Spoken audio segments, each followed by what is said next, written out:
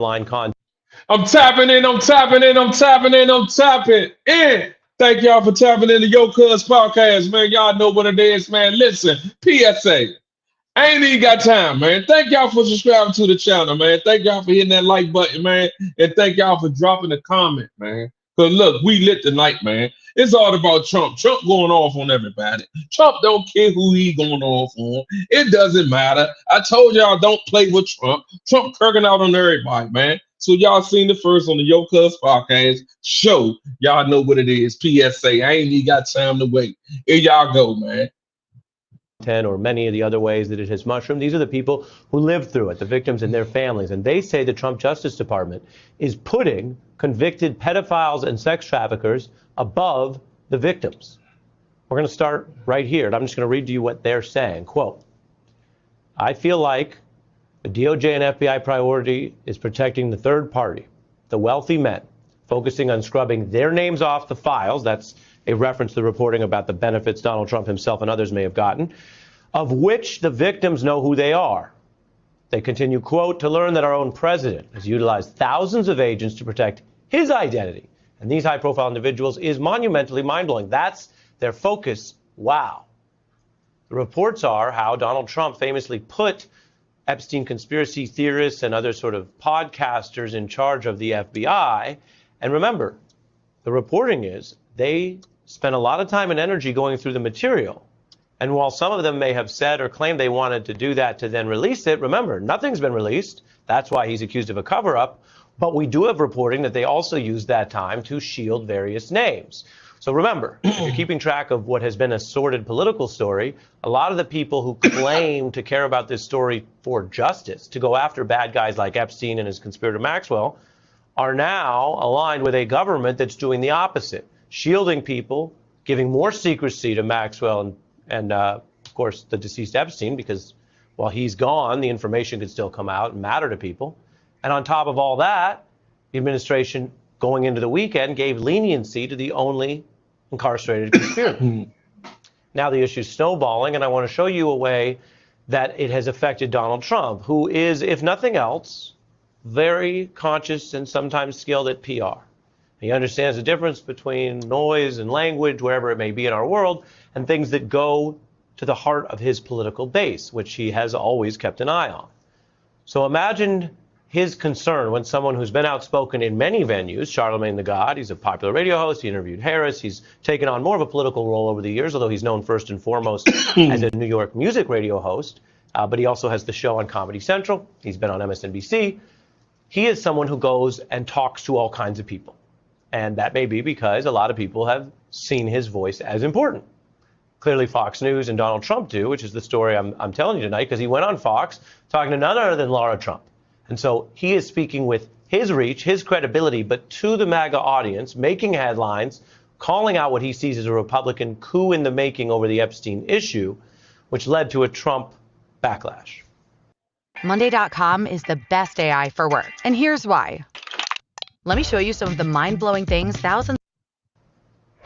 I think there's a political coup going on right now in the Republican Party that people aren't paying attention to. Oh, interesting. Yeah, I think that this Epstein thing is going to be a way for traditional conservatives to take their party back. This is the issue that has gotten the base riled up. The MAGA base isn't letting this issue go, and for the first time, they know. So basically, they saying Charmaine is the new Martin Luther King, huh?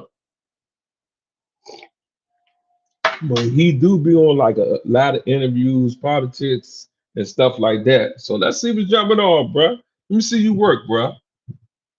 They can, probably take their party back and not piss off the MAGA base.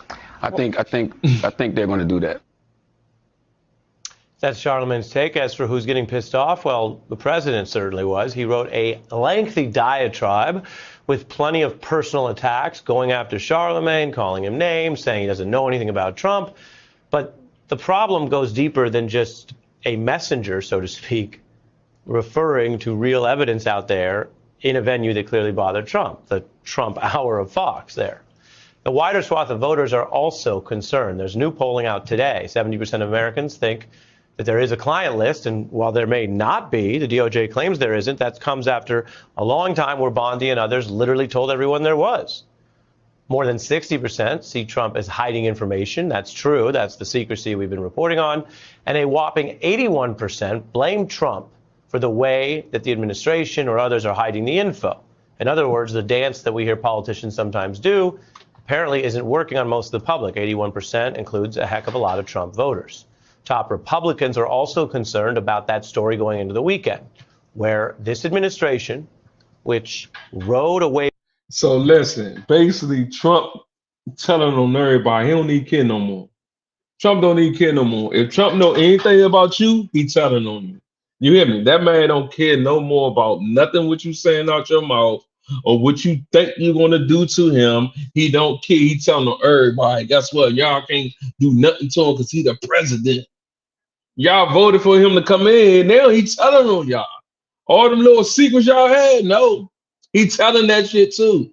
See, y'all playing games with that man. Y'all playing games with him, dog.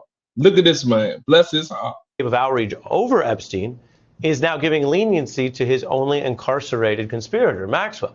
So she was moved to that minimum security prison.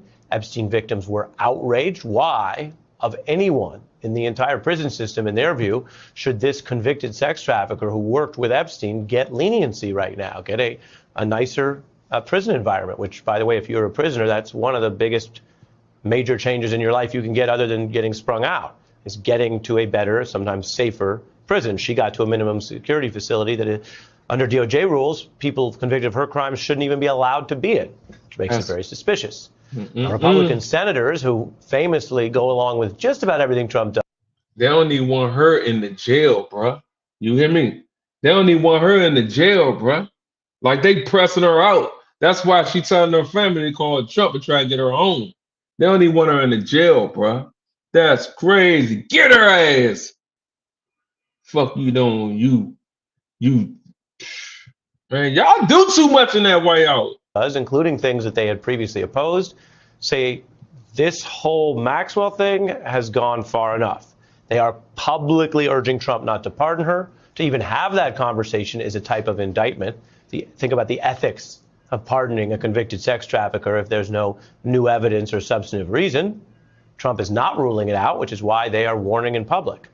And so the Epstein panic, from the substance, what I read to you from the victims and their families, to the politics, Charlemagne, and the polling, to the ethics, again, of a world where the people who claim justice for Epstein are now aligned with a president who's helping an Epstein conspirator and sex trafficker. We turn to Michelle Goldberg, who has been reporting and writing about this for some time for the New York Times, an MSNBC analyst. Your view about this story and how it continues with the substantive help to Maxwell. She's been upgraded.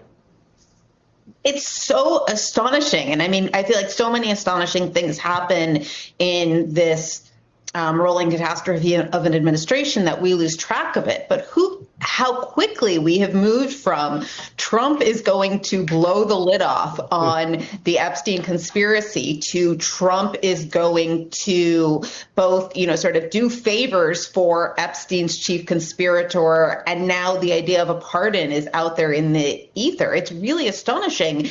And I think the question then becomes, first of all, why this transfer, which nobody has even given the ghost of an explanation for. And then what is Trump hiding, right? Because all of this is happening when Ghislaine Maxwell, there still is a possibility that she could be subpoenaed to testify before Congress. So first you have Trump sending his former private attorney, now a Justice Department official, to speak to her for hours on end. Then she gets this inexplicable transfer. And again, I'm somebody who didn't necessarily think that there was something terribly incriminating about Donald Trump in these files. But he is doing his best. I mean, on the one hand, he says he wants this story to go away. He wants people to stop talking about it. But he obviously doesn't. They said Donald Trump want people to stop talking about the story. Bruh, you have something, bruh. See, this what I be saying, bruh. This what I be saying. You have secrets, bruh. But, hey, Y'all let him in the building. Now he in the building. Now all the secrets coming out. Bring the secrets out. I want to know. Bring the secrets out. I want to know what's the secrets that Donald Trump got behind. Come on, y'all. Let's find out. Make sure y'all hit that subscribe button, though. We lit tonight, baby. Want that enough not to make, or for his administration not to make these moves that, at least on the surface, look extraordinarily incriminating. Yeah, these are huge risks. These are very guilty-looking risks, to your point. And in politics, looking guilty is bad. In law, we have a different standard. And as you were careful to note, the fact that somebody's referenced or caught up in a scene is not at all probative of the higher criminal standard. And he hasn't, even when he was out of power, been accused of that kind of wrongdoing. And he's famously been accused and faced prosecution for other wrongdoing. As for the so-called transparency, that's the other whole bit of it, Michelle. They have twisted themselves in knots. The victims, as I reported, are upset about it. But the government officials have twisted themselves in knots in a way that they can't hide. There were enough FBI personnel involved that people discussed it with reporters, and reporters very carefully sourced and fact-checked. Bongino famously talked about, well, if they don't release it, he might quit. Well, he hasn't quit, and they haven't released it. And it goes on in that manner, where then one of the floated things, as you know, and I'll remind viewers because there's been so many twists and turns, was, oh, maybe they need a special counsel. You don't need a special counsel. You have all the stuff. You don't need a new way to punt it out for a year if anyone was serious about transparency. Here's what Obama's AG said about that debate right now. With Lucid, agile teams don't have to start from square one. Need to run agile events with a... So finally, you would release the files if you were Attorney General right now? Yeah, I mean, take into account, the privacy interests of various people, certainly the victims uppermost, but there is investigative material that can certainly be released, that should be released. The focus shouldn't be on grand jury material because there are a whole bunch of problems with respect to the release of grand jury materials. But with regard to investigative files that are in the possession of the Justice Department and the FBI, those materials should be released. So what does the secrecy tell us? Well, I mean, it's certainly not about the victims, right? And that has been their fig leaf so far. You've heard that from Kash Patel and from others, that they can't release this material because it would re-victimize these women. Now, these women are out there saying, or at least some of them, that they feel victimized by the way the administration is handling this material, and yet it's not changing the administration's approach. So I think we can rule out any concern about that from their motives. And again, we don't know what they're hiding. We only know that the indications are overwhelming that they're hiding something, and that they're willing to take significant political hits. I mean, right, the floating a pardon for Ghislaine Maxwell is crazy. It's, and it's also guaranteed to keep this story alive now, long after this administration has tried to put it to bed. And yet they're willing to do it. Why?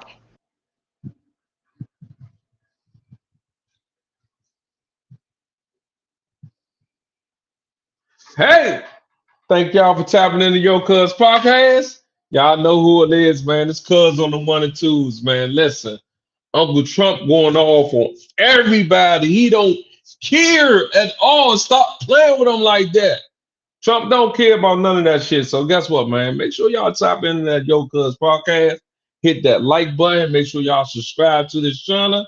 And make sure y'all drop a comment, man. Let me hear what y'all got to think about Uncle Trump trying to get sex offenders out of jail. Let me know. And she a female. You feel me? If y'all think that right, drop a comment. If y'all think that's wrong, drop a comment. My opinion, I think it's wrong. But hey, who cares? Donald Trump in the building. Let's get his ass up out of there. I'll see y'all on the next video. Gone.